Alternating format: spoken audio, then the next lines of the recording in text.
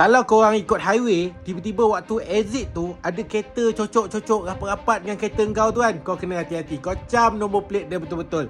Kesilapan aku tak cam nombor plate. Aku ni daripada KL nak balik ke Senawang tau. Aku berhenti dulu dekat perhentian Seremban tu untuk isi minyak. Aku pergilah dekat Petronas. Waktu hari Sabtu kan kereta memang banyak. Jadi lepas aku isi minyak tu, aku pergi dekat toilet belakang tu kan. Aku parking kereta, lepas tu aku pergi toilet.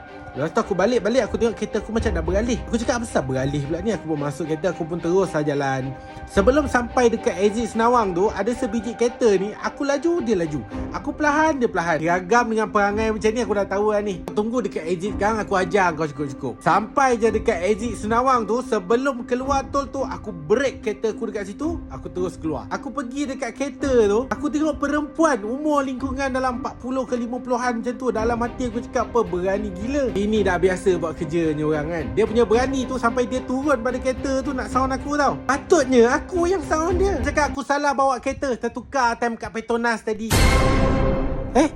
Macam mana boleh salah? Kereta kita sama ke? Apa pula alih kereta aku time kat Petronas tu? Kau